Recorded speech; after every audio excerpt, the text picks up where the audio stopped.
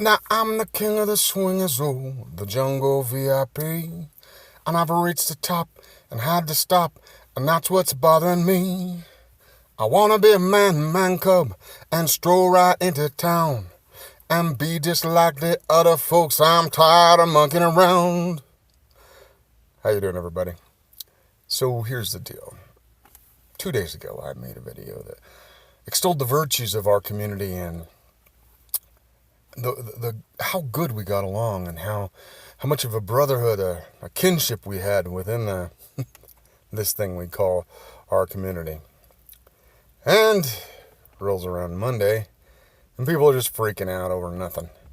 But that's how things go. We go when people get their emotions involved and start butting heads over really silly stuff. However, never mind that. I'm not going to deal with that. I just don't really care. I'm here to tell you about my creation and what's going on with that. And if you're interested in that, stick around, because I'm going to talk about some things. If not, well, thanks for dropping in.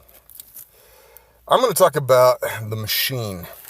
Now, some of you have seen Sugar Lightspeed's, the media, the pictures that have been created of her. The one that was at the start of this video was done by Sashi, and it's really cute. She has a sword there. Now, some people would say, well, where does she keep that sword? I never see like a scabbard or anything in any of the pictures. She doesn't have a holster for a gun. And there's a reason for that. She doesn't need them. If you look, you'll see that she's wearing an ankh around her neck. Some ankhs are the golden kind of Egyptian symbol, the ankh of Osiris, or I'm not blanking on the other god that used it a lot, but it's an Egyptian symbol that means eternal life. And there's a couple of them hanging off her earrings. You'll see them on her middle fingers, on her rings, and on the tops of her stockings, and on the weapons itself, and sometimes on her vehicles. There's a reason for that. Those are the physical manifestations of the machine. Now, the machine is a sliver of a cosmic entity that has bonded with sugar. The entity was, quote unquote, created by a mad scientist, a benign mad scientist, who happens to be the father of her best friend from the school that she goes to. There's this backstory about him and how he came to be able to create such a thing, but suffice to say, he helped it manifest in the object that bonded with sugar and allows her to do some pretty incredible things with it. But the most minimalist of them are to create her weapons. They kind of come from a pocket universe, and they're created out of an energy, not nanotech, but literally they're solidified energy from this pocket universe, this other dimension. And basically, she can form it into vehicles. So all the vehicles that you see that she rides, like the Dodge Tomahawk or the 67 convertible Cadillac that she might be seen in, or any other of the vehicles that she can employ, come from basically her using the machine to create them. The same goes for her clothes. There was a time before she bonded with the machine that she had to have physical weapons on her, but even without the weapons, she's pretty much a badass. She has martial training that is bar none. There's only a few people in her world that can contend with her because of her extreme training and her own innate constitution. So this machine, though, is one of the few things in the world that scares the living hell out of her, because when she looks into the machine, or like allows it to allows herself to have more access to it, it's kind of like looking into the mind of God, and that freaks her out. Plus, the possibilities become, not unlimited, I suspect, if she met up with another cosmic entity, but enough that anybody on Earth is going to have a real problem taking her down. But she doesn't like to deal with it, because it only really takes over. She allows it to take over when she goes crazy, and she doesn't like going crazy either. She fears that as well, that one day her madness will take her and she'll do some really, terrible things, to put that mildly. Anyway, so when she uses the machine, she keeps it pretty minimal. Her weapons, her bladed weapons, have a monofilament blade edge that can cut through just about anything. So in a way, she kind of has a lightsaber, but there are some things that can deflect that. A few things. When she fires her weapons, she doesn't necessarily need to reload her ammo, although just for stylistic sake, sometimes she has shells coming out of the gun. But what she's firing is a force projectile, and depending on her need, it can be something that can knock somebody out, give them like a nice solid punch, which she rarely uses. She usually uses lethal force, or blow them literally to smithereens, and ramping up to much larger force capability. And I'm not using force as in the force, but solidified energy into a projectile that goes at it and just delivers force. So, say that's derivative, whatever, that's fine. It's my own idea, and as far as I know, I've never seen anything like it. So, if there is something, let me know. I'd like to know. And then her clothes can be manipulated any way she wants. Now, she tends to have the things that are that are of the machine have kind of a golden tone or a mixture of red, gold, and black.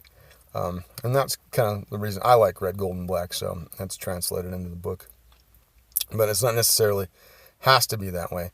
So she can put on any sort of garb that she sees, and I've had people say, so she doesn't go shopping. She's a girl that doesn't go shopping. Well, that's not necessarily true. Shopping's often a social thing, so if she's out with her friends who have no idea about her alternate life, she keeps those separate, because if the twain meet, bad things are going to happen. People that she cares about her are going to be put in danger, and she does not want that. No matter how crazy she gets, there's a part of her that really does care and love people. It's just love and trust and loyalty. She has loyalty, but she doesn't give it easily. But all those, what would they call the finer emotions, they're hard for her to comprehend in many ways, because her upbringing did not lend her to feeling those very often, which is very sad. I've created her to be a tragic character. If I'm going to overpower her, give her lots of power, I want her to have some major flaws, and she definitely does. I don't want her to be somebody where they're like, oh, there's a Mary Sue. And I think I've said that before. I don't want that, because Mary Sues they're just annoying. They really are. And we can point those out in recent times, the Mary Sues that are in popular culture that have been interjected by certain franchises. And I really don't like them. And I don't care if they're a Marty Stew either. If I were to make this a male character that was overpowered, they've got to have some flaws. Superman has to have his kryptonite. And she has her own kryptonite, which is her own internal emotional problems that she's aware of, and the fact that she's right on the edge of madness. I have some experience with living with somebody who has some mental problems, and it's not a fun thing. And I've seen their struggles with it, and how they've had to deal with it and watch themselves, and it's really a constant thing, and I have much sympathy for that. But a person has to make their choices. Again, I think that she is fixable, but is she going to fix herself or have help?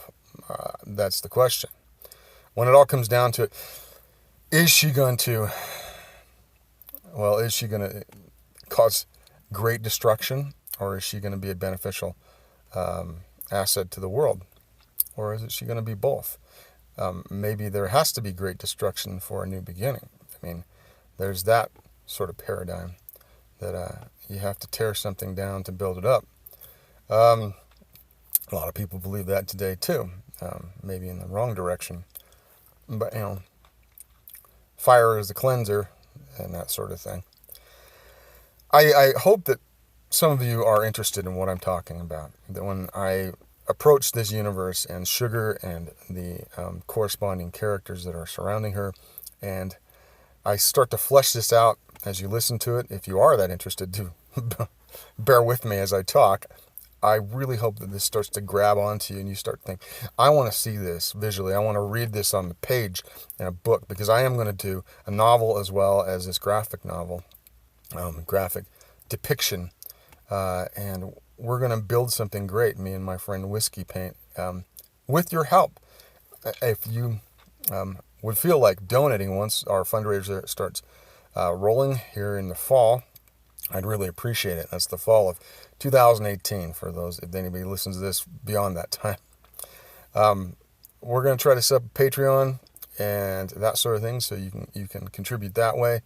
And there will be a PayPal if you just want to lay some money down. I mean, as strange as that would be. I want to give you guys stuff. There's going to be t-shirts and posters and mugs and other swag and merchandise. And there's going to be perks to go along with that. I hope that they are something that people want to buy. I've been investing in other artists to do pinups of her, and I may start to do pinups of other characters so that people can wear those around, and if they so desire. That would be so great if people wore what I created around. That would be something to behold for me, because I never thought that would happen. I'm just a country boy. I'm just a suburban boy from Utah, and I've never aspired to anything great. But I think what I'm building is a great thing, is an awesome thing, together with my friend Whiskey Paint, the awesome Russian from Vladivostok. Everybody have a great day. I will see you later. Bye.